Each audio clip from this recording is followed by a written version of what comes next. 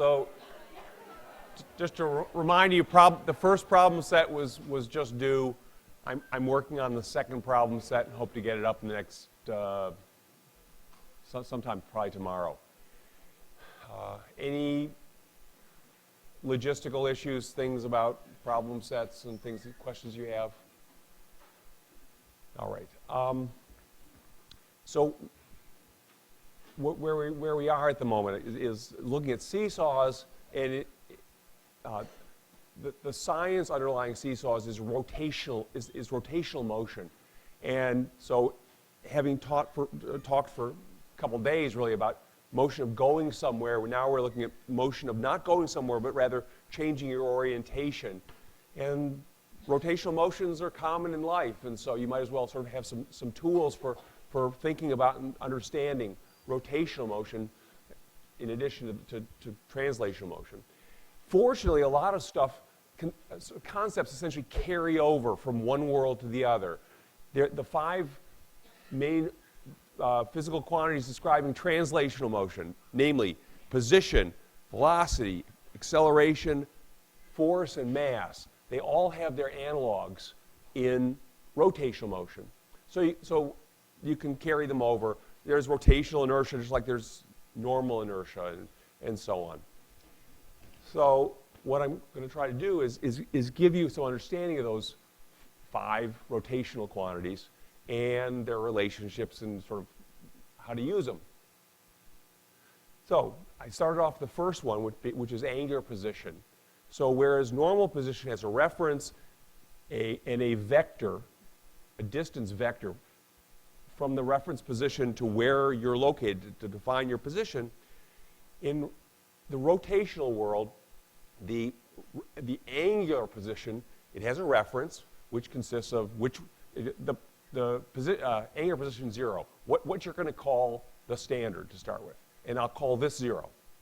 Okay? So to go from the 0 to some other angular position, it involves an amount and a direction. It's a vector quantity again. The amount is the angle through which you have to rotate away from the starting point, from the position 0, angular position 0. And the direction is a kind of a tricky one, because I think you should be reasonably comfortable with the idea that if this is 0, this is the amount of the rotation that just happened was 90 degrees in the simplest of angular units. There are other ones. Radian is the natural unit of angle. But this is okay, this is angle. 90 degrees. But this is also 90 degrees, and then there are other strange orientations that are 90 degrees. How do you define the direction part that distinguishes this from this? And the rule is this. You find the axis, the rotisserie stick about which you make that rotation. So in the case of going from looking at you like this to looking to your left, it should be pretty clear that I'm rotising around a spindle or a rotisserie axis that's vertical, runs right through me to my feet.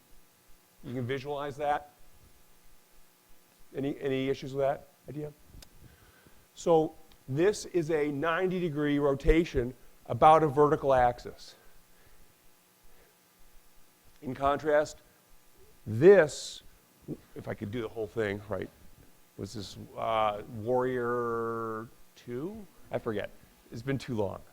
You know, this is at 90 degrees also. It's about a rotisserie axis that's toward you and away from you. Is that okay? So that's almost the whole story. That's how rotational physical quantities associated with rotation have the amounts and directions. The directions are defined with these axes of rotation. One more detail, and that is this rotation, 90 degrees about a vertical axis, so far so good. This is also a rotation of 90 degrees about a vertical axis. Uh-oh, there are two possibilities.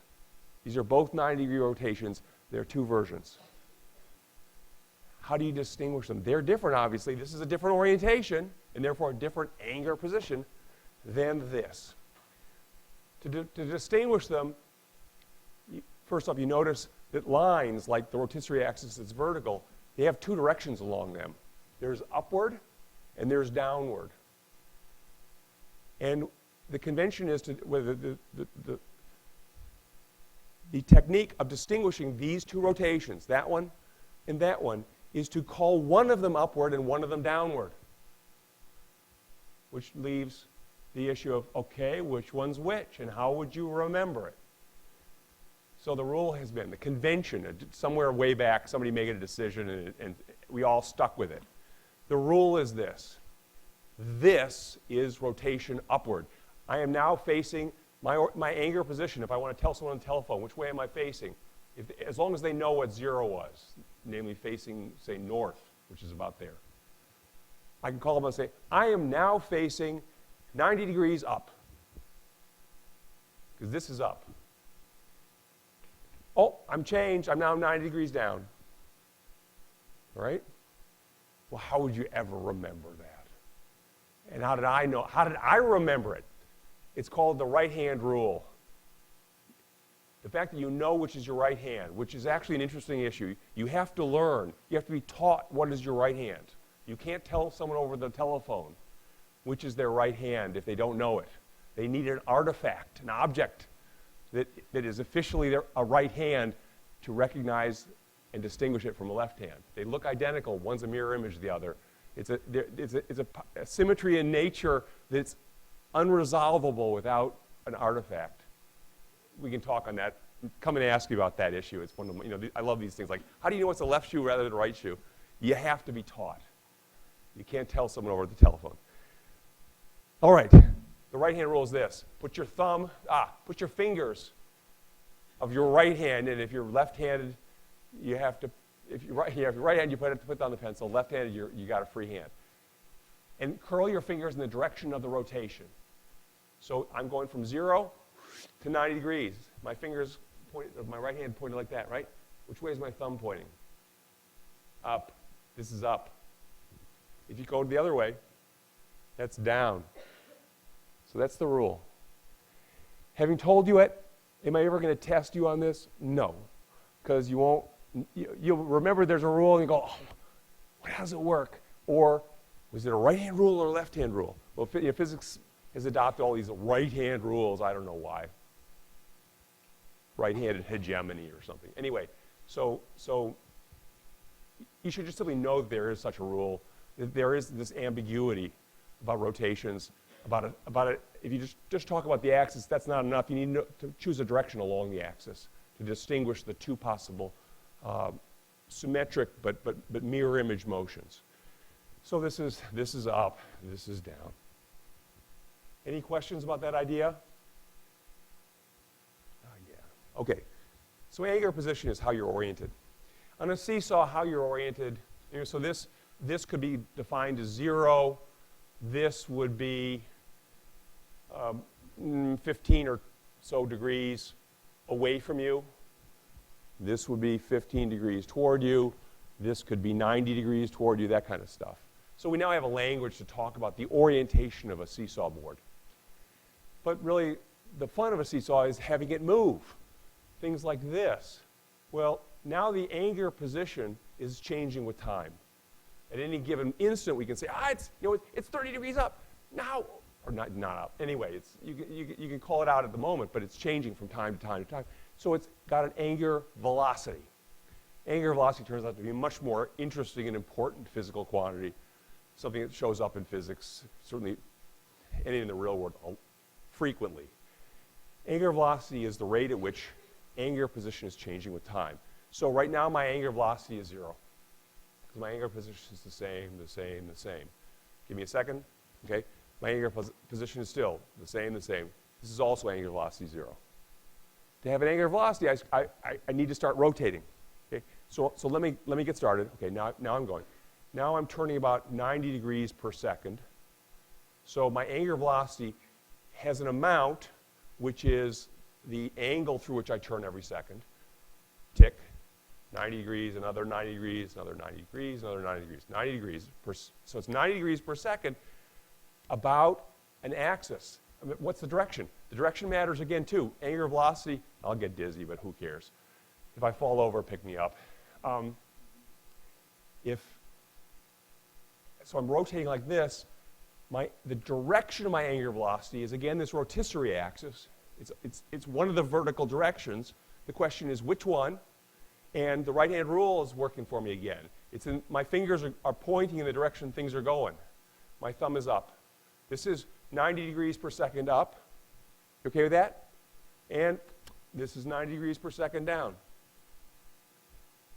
This is 90 degrees per second toward you, and so on. Is that okay? Okay, so when I spin it like this, that's maybe 180 degrees, it's away from you. And this is 180 degrees per second toward you, give or take. All right? Last physical quantity I need for the moment is that, as you notice, I got these things started and I can stop this guy. Once I get it going and let go, it goes because of inertia alone, which is where I'm headed. But if I twist it, and there are lots of ways I can twist it, the one in which you can most clearly identify it as being a twist is I grab the thing and I twist. I can change its angular velocity. So twists have the effect of messing with angular velocity. They're an influence that changes angular velocity. Is that okay? And with that, and I should say, there's a name for twists. I think I said it briefly last time. They're called torques. A torque. It's the influence that changes angular velocity with time. And it's spelled T-O-R-Q-U-E in English. It's easy to misspell it. You know, is there a K in torque? No, it's a Q-U-E. There are, for example, there are such things as torque wrenches, which are simply a device for twisting nuts and bolts with a given amount of overall influence. The amount of the torque is measured for you. It tells you how hard you're twisting. So they're called torque wrenches, and it's spelled T-O-R-Q-U-E, unless it's probably there are probably brands that have a K in them, but that's just like messing with your head. So,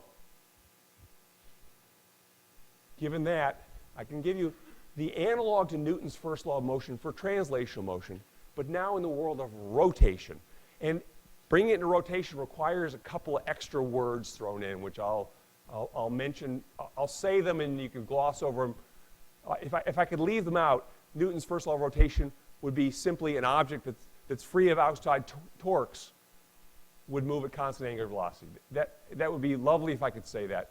I have to add some words. And the words are, it's got to be a rigid object, and it's got to be not wobbling. So a rigid object that's not wobbling, that is free of outside torques. Nothing is messing with it rotationally. It rotates at constant angular velocity. It coasts. It coasts rotationally. So this thing is coasting rotationally. It's pretty much free of rotational influences of torques, and it is not wobbling, and it is rigid. So it meets the requirements defined in the first part of Newton's first law of rotational motion, and the consequence is it moves at constant angular velocity, apart from a little bit of friction issues. It's not quite perfect. So hopefully you've seen this kind of thing. You get a playground merry-go-round spinning. They're also becoming unbelievably rare. Those things where you put, the kids pile onto it, and one of them runs around pushing it in a circle, and it goes faster and faster, and a couple kids fly off, and they call their lawyers, which is why they're rare. Have you ever had a chance to play on these anymore? Okay, yeah, enough. Yeah. Once you get the thing going, it goes. That's rotational inertia. That is Newton's first law of rotational motion. A rigid object, as long as people stay put on it. If they don't stay put, they change things, which is in a very interesting way. I mean, apart from flying off. Not so interesting, if you're the kid. Sorry, I'm stuck. Once you stop spinning the thing, actively, it just coasts. It keeps going. It rotates at a constant angular velocity. And constant angular velocity, the whole thing is constant. That is the rate at which it's turning through the angles. 90 degrees per second, it's 90 degrees per second now and now and now. But the axis about which it's turning stays the same. And in fact, the direction along that axis stays the same. Once you get the thing spinning, if it's spinning 90 degrees per second upward, it keeps spinning 90 degrees per second upward. It doesn't go suddenly 90 degrees per second downward. It never happens.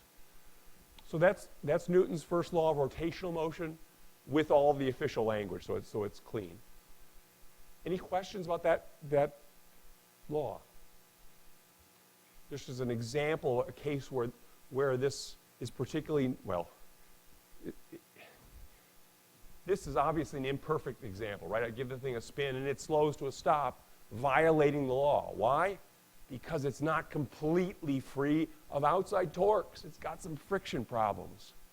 So if I could get rid of the friction, it would be perfect. It would exactly fulfill Newton's first law of rotational motion. Can I think of such an example? And I can. Satellites put into orbit around the Earth are objects that are amazingly free of outside influences, particularly of torques. They're not free of gravity, but they are free of torques. And so if you get a satellite spinning, and they do, it spins for years about a fixed axis in space at a fixed rate of rotation. It's a truly constant angular velocity. They're typically rigid as well, although that's more complicated because they may have parts inside that move. But if they are truly rigid, they'll turn like clocks, just steady, steady, steady, never changing their axes. And so there have been cases where, like, the astronauts have gone back to fix or recall a satellite, bring it back to Earth. There have been maybe a couple such cases. And they set it spinning when it was launched, and they come back years later, it's still spinning, just like it was. And they have to actually bring it to a stop to capture it and muck with it. So, any questions about Newton's first law? I think I already asked that, but I'll ask it. All right. So a seesaw, once you get it started, if you leave it alone, it will keep rotating steadily, assuming it's experiencing no external torques. And that's not always the case when people are sitting on it. But an empty seesaw, built properly, would in principle turn like this steadily once you get it started. It hits the ground normally, but if you lift it off, the high version of a seesaw can spin all the way around. It'll just keep going. All right. So why does the seesaw need a pivot? Why do you actually have to put a post through the center of it or some sort of support through the center of it? Well, if you didn't, it wouldn't do only rotational motion. It would also do translation motion. It would fall. If I take this thing off the pivot and just start it spinning up here, it will spin at a steady rate. It'll do Newton's first law of motion. Everything will be great, except it will at the same time drop like a rock and hit the floor. And that would, all joking aside, it would be nice to be able to show you that. It would happen too fast. You wouldn't really have a time to notice. It really is turning steadily. Whatever axis I choose, it'll turn steadily about that axis. It'll all happen so fast, it'll hit the floor, and I guess we can review it on video, but it won't be very instructive otherwise. So the reason for the pivot is not because it's essential to this thing rotating. It's because it's essential to the thing not falling. You have to support its weight. So what it's doing is it's turning off the seesaw's ability to undergo translational motion. It's fixing its effective position to a single value, while at the same time allowing it to decent freedom to undergo rotational motion. It's not complete freedom because obviously this board can't rotate like a vinyl record, something also lost. And I would say it's lost to history, but vinyl's coming back, right? So to have it go around like this isn't possible with this pivot, but that's a minor detail. So we're turning off translation motion, leaving only rotational motion. And just as a observation relative to this is that in physics, it's often nice to separate one part of an object's motion from another part. We've already seen this in the form of, in the context of a falling ball that you throw at an angle. It's simultaneously falling vertically while it's coasting horizontally. Remember that story? Well, if you take that seesaw, I'll do it with a meter stick. I'll live dangerously. If I throw this thing, and I'm going to throw it, hopefully we'll be okay. It is going to simultaneously travel in the arc of a falling ball, and I need to pin that down a little more, while rotating about a fixed axis in space at a steady pace. It'll do both. And I'm not going to do it yet because I need to talk it to death first. When I throw it like that, and I claim that it's traveling in the arc of a falling ball, it's like, what point, it's different parts are doing different things. How can I just glom it all together and say it's traveling in the arc of a falling ball?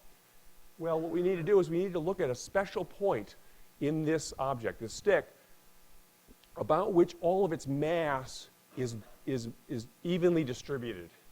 And that point is right about here at the midpoint of a straight stick. It's easy to find. It's the object's natural pivot, and it's known as the center of mass. The center of mass of an object is the effective point about which all the mass is balanced. And if you get it spinning about that center of mass, the center of mass will act as the natural pivot. It's harder to do with that. I can't do this on the finger trick. But if you spin a ball, it naturally loves to pivot about what point? Well, the geometric center of that ball, because the ball is pretty uniformly done. Its center of mass is right at its center. That's the point at which about which effectively the mass is distributed nicely. This stick, same thing. If I could spin it, I can spin it a little bit. We'll get away. It's what. Enjoy the floor. Not you. It's about here. Each object has a natural pivot. You guys have a natural pivot, and it's usually in the middle of the object. There are counterexamples to that, weird things. A horseshoe, for example, the natural pivot and the center of mass of the horseshoe is not physically in the horseshoe. It's in the middle of the U, so you can touch it. But that would be the natural pivot for it when you give it a spin. So, if we paying attention to the natural pivot of say, the stick, if I throw it, spinning or not spinning is a special case of spinning. It's spinning with zero angular velocity. If I throw it, the center of mass will travel in the arc of a falling ball. So that one point, that special point, will do exactly the arc of a falling ball. At the same time, it will pivot.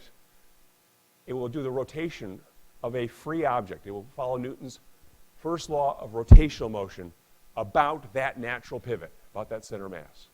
So if you can, it'll happen fast. I will throw it now.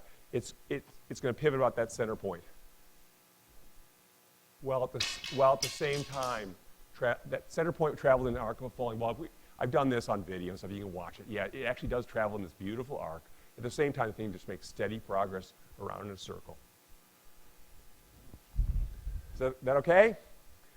So, putting the pivot in the seesaw kills off the arc of the falling ball part and just pins this guy in place. And it still follows Newton's first law of rotational motion, but it can't translate. Just gone. Okay? Last thing to show you is that the center of mass of an object is not always at its geometrical center. This beach ball has a water-filled bladder over on one side by this hand. The water has been leaking out, and I forgot to fill it, but it's still there. So if you look for the point about which the mass is evenly balanced, it is not in the geometrical center anymore. Why? It's because there's a lot of mass right there. And half the mass of this ball right now is in my right hand on the left. So when I throw it, it's going to wobble a lot about this part of the ball. So, right? So see, that was a ball traveling in the arc of a falling object. The center of mass was, but the center of mass, because it's near one side of the ball, it sort of looks strange to your eye. The ball is wobbling around its own center of mass as it travels. The rotation is messy because remember the wobble, you're not allowed to wobble. That messes up Newton's first law, and this doesn't satisfy Newton's first law of rotational motion. It's too complicated. But it's okay. So there's translation and rotational motion. You can separate them in many cases, and it's often worth doing. Divers, you could watch people diving at the swimming pool. Their center of mass travels in the arc of a falling ball. At the same time, they're doing interesting rotations about that center of mass. All right.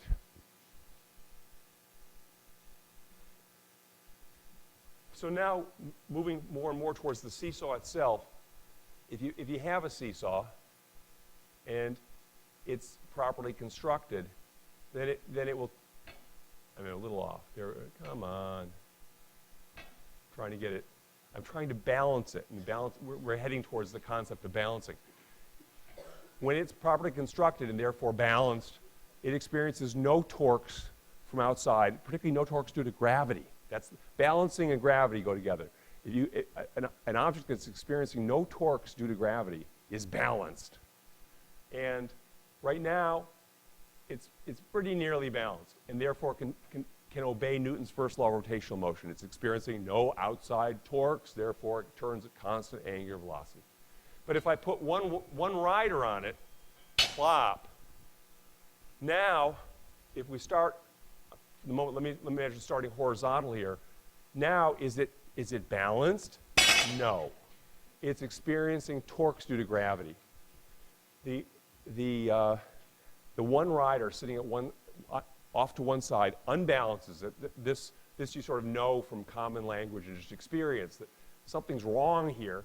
And the something wrong is that the seesaw, at the moment after I let go of it, is not free of external torques anymore. It's experiencing a very severe torque, and the direction of the torque is, and I need my right hand, the direction of the torque is away from you. Is that okay? So somehow the rider's presence has produced a torque on that seesaw board that causes it to dramatically change its angular velocity in the away from you direction because of a torque. So there are two issues then to pursue is, why did the rider produce that torque? The rider's got a weight, but how is it that a weight, which is a force, is responsible somehow for the seesaw experiencing a torque, which is another influence, but it's a rotational influence. We started with the classic translational influence, a force, a weight. And we ended up with the classic rotational influence, a torque. How did that happen? And that's one thing you got to pursue. The other one we got to pursue is the torque that hit this poor seesaw board caused its angular velocity to change. How do we describe that change in angular velocity? And as a preview, it's called angular acceleration. And torques cause those things. Torques cause angular accelerations. And that's in the near future. So, first one though, how is it the rider's weight produces a torque on the seesaw? It's a weight, which is a force. And the answer is this, that if you've got a rotating system, and you pick the place about which the rotation occurs. So this pivot here is that location. You call it the center of rotation. That's the point about which we're paying attention to rotation. If you exert a force on something at some distance away from the center of rotation, and I'll pin this down in a second, you end up with leverage. Levers, remember levers? When you go away from the center of rotation and you push, you can end up twisting the lever. You produce a torque on it. And let me leave, to show you how that works, let me leave seesaws for a second and go to something that's super familiar, which is opening and closing doors. So just a good old-fashioned door with hinges. Let's put the hinges on the right side of the door for you all. Here's the door. Here's the doorknob. Okay? How do you open the door? Which, incidentally, is a rotational motion. It's rotating. What's the center of rotation? Well, it's in those hinges. We're only rotating along one direction, so it's a little bit oversimplified. It's not a point of rotation. You can't rotate the door any old which way. So you can only open it about vertical axes, rotating about the hinges. It's a little, hopefully you can bear with me.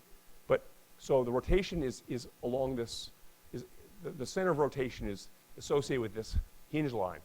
And you can open and close this sucker. And you do it as, it's a rotational motion. You're influencing it. You must be exerting torques on the door to get this to happen, to get it to begin rotating one way and stop rotating, rotate the other way. So you're clearly producing torques, and you're doing it by way of forces. You grab the doorknob and you open. So forces can produce torques. What are the rules and the relationships between forces and torques in this sort of situation? Well, first off, look at ways in which you can fail to produce torques with a force. And the two ways I can think of are to go to the doorknob and push it toward the hinges or away from the hinges. And surely you can feel in your own memory that those pushes don't do anything for you. Pushing the doorknob toward the hinge or pulling it away from the hinge has almost no effect on its rotation. So that's a way not to produce torque. Another way to not produce torque is to go over to the hinge side and push on it, which again you've surely done by accident. You've got a door where there's no doorknob. Does it open on this side or that side? No, it's not this side, right? So in that is some information.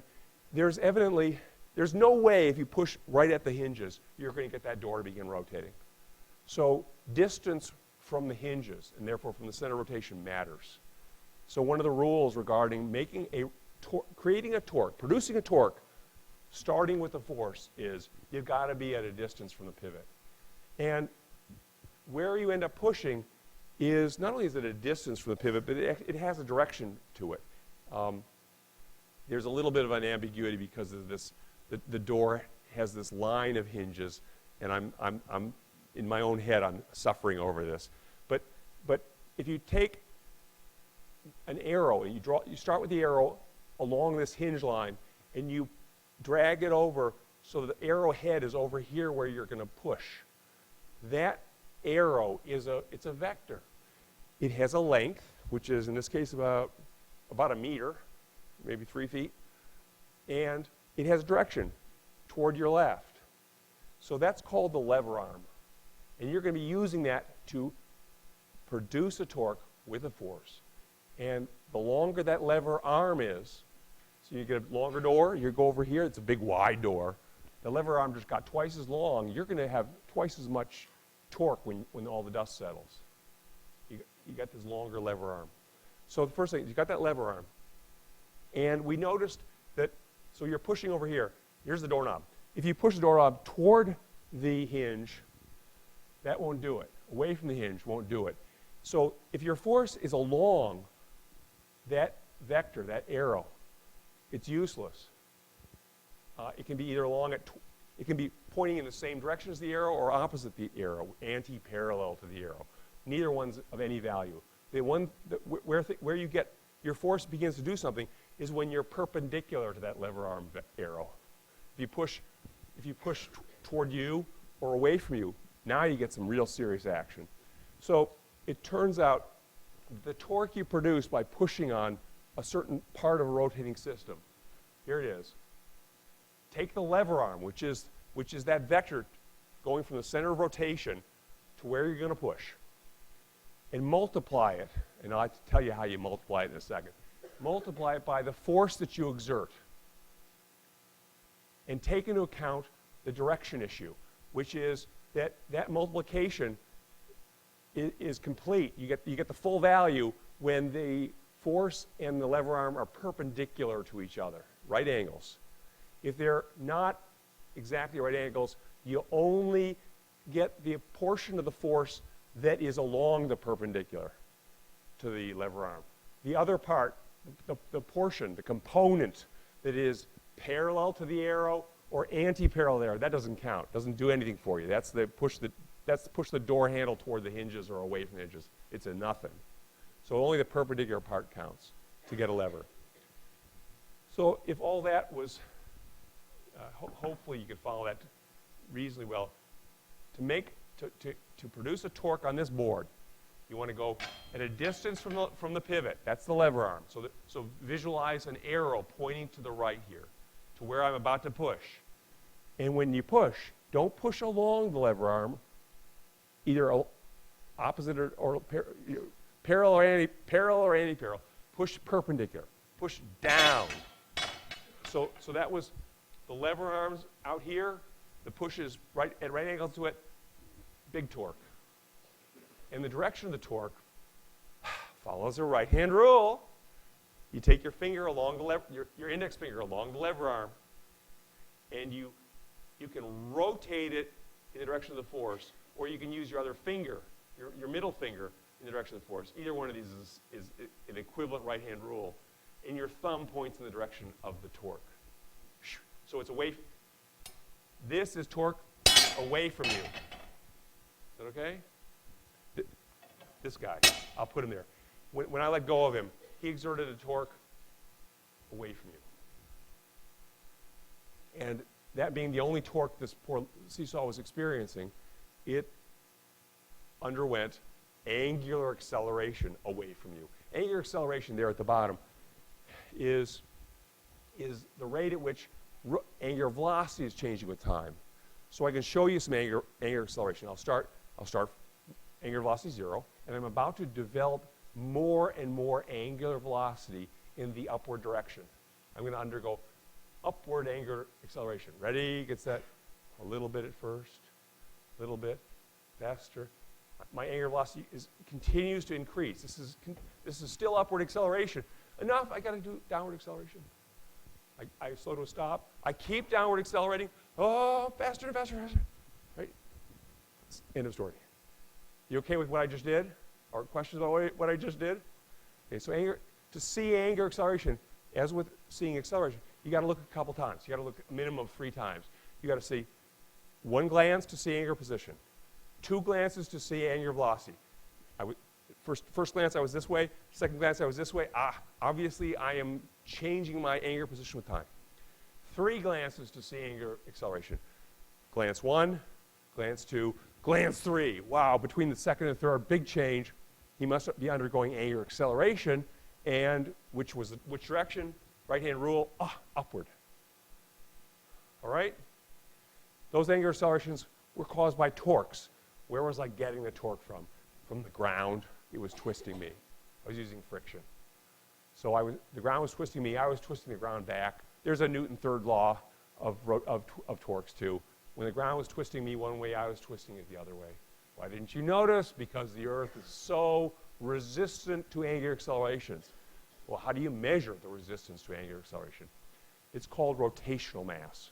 So just as objects have mass that resists normal acceleration, they also have angular mass, or rotational mass, or the official term. The official term is moment of inertia. It turns out that this resistance to angular acceleration in its full glory is somewhat complicated. I can say more about that in a second. But basically, it's how hard it is to get something to change its angular velocity. And it's something like baseball. How would you measure it? You twist it back and forth. So it's rotational shaking. How hard? Nah, really easy. No problem at all.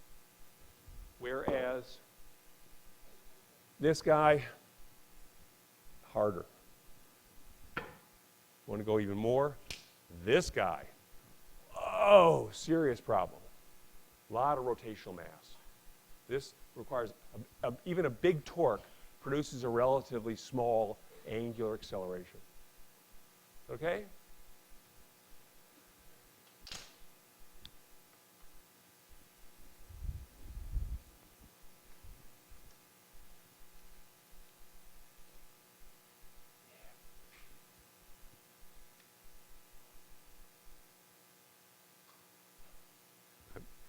I'm trying to plan ahead properly. Okay.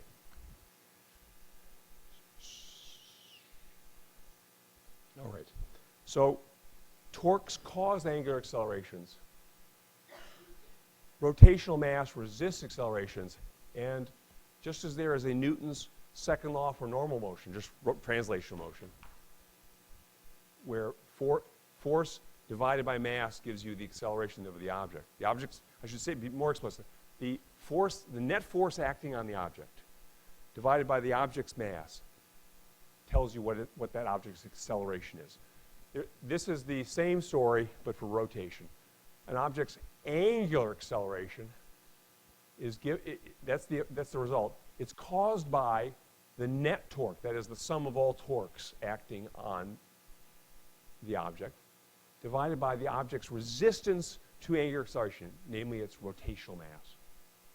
So if I exert a torque on this thing of 1 unit for, it's got a certain rotational mass, it undergoes a certain change overall in a second, a certain change of its angular velocity. So it underwent a certain angular acceleration. If I twist it twice as hard, that I double the torque, it undergoes a faster angular acceleration, and its angular velocity changes more rapidly. It's okay? More questions? So you might be thinking, okay, so where does this tie into the seesaw? When this kid climbs on, and because they're sitting on that bar out there, the bar is trying to support their weight. They're pushing on the bar is pushing on them. Their push on the bar is pretty much their weight, apart from tiny details. They're producing a torque. The torque is equal to their weight times the lever arm, and we have to take into account the angles, and they are perpendicular right now. So the lever arm is this long, the weight is whatever the weight of this person is, and that produces a certain torque. And the seesaw has a certain rotational mass, so we've got a certain torque on the seesaw, it's got a certain rotational mass to resist, but it undergoes angular acceleration. In this case, it's pretty fast angular acceleration. It's teeth chatteringly fast. If we increase the rotational mass of the seesaw, the whole thing would have gone more slowly. So little kids, for example, little kids piling on a seesaw will have more gradual effects on it. They'll teeter it back and forth more slowly, which is one of those cases where nature protects the little guys, which is good. Big, whomping people sitting on the seesaw will just really punch it up and down fast. Big changes in rapid angular accelerations. Yeah?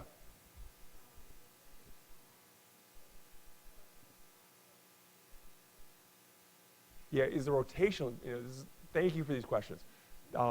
Is rotational mass independent of or related to ordinary mass? It actually comes out of ordinary mass. And it comes out of ordinary mass and the distance the ordinary mass is located relative to the pivot. So, for example, in this stick, it has a certain ordinary mass, right? It also has a rotational mass that's built out of lots of pieces. It's built out of the ordinary mass of this little chunk of wood and the fact that it's a couple inches away. And the fact that it's a couple inches away from the pivot means that it contributes relatively little. It's pretty close to the pivot. This is a minor contributor. This guy, major contributor. That's contributing a lot of rotational mass because as I rotationally shake this, that little piece undergoes a translational shaking motion that's big and disturbing to it. So it's fighting that severely. So it turns out that you can, if you know an object's where the object's, you know the object's shape and where its mass is distributed, you can calculate what its rotational mass is. And so two things to do with that are, one is even in a single object, and the object I use in the book and I should have out here is a tennis racket. A single object like a tennis racket, which I hope you can visualize, depending on how you rotate it, you're bringing its pieces of mass either closer or farther away from the rotation, from the axis of rotation. If you take the tennis racket, you grip it but in the middle of the hand, where the handle meets the head, and you rotate the whole handle and head. They're moving long distances around this racket, and they contribute a lot to the rotational mass of the racket. It's hard to rotate the tennis racket that way. Rotationally shake it. If you, on the other hand, you take the tennis racket right through the handle like it's a frying pan, and you spin it about the handle. So most of its contents, its mass pieces, are pretty close to that spindle. it doesn't fight you as much. It's much easier to rotate to cause angular acceleration in a tennis racket about its handle than perpendicular to its handle. Can you visualize that, I hope? What I want to do, though, is I'm going to get a demonstration I left away. I'll be back in a second. I can keep talking to you even as I'm leaving. I'll be back. I hope. Oh, there they are. Good.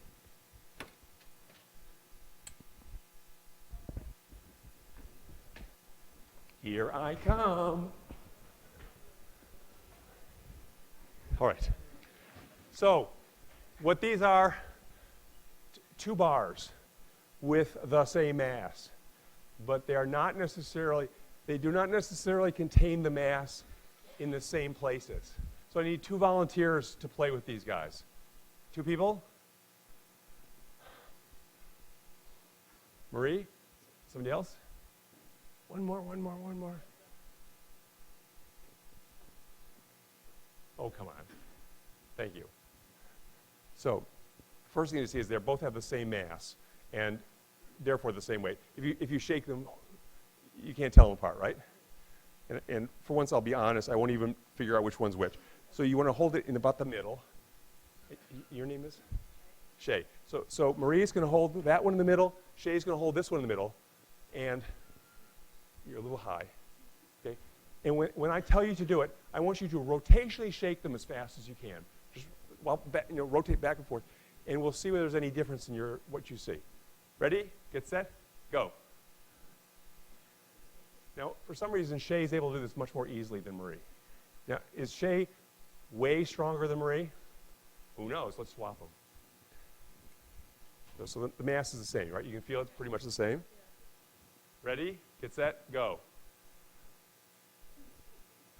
Whoo, something about these two bars is different. And based on what I said, the farther the mass is from the pivot, the more it contributes to rotational mass. That should tell you that. So Shay's got the one that's tough to shake right now. Where do you think the mass of this thing is located by and large? Near her hand or far from her hand? How many think it's far from her hand? Yeah. It's the mass, this one, they're pipes, and the mass is all in the ends. Whereas Marie's has the mass is in her hand. It's hidden inside the tube. This is empty tube. All mass is in there. And the effect's pretty dramatic. So we'll call it a day for the class, and you come up and play with these things. Thanks, you guys.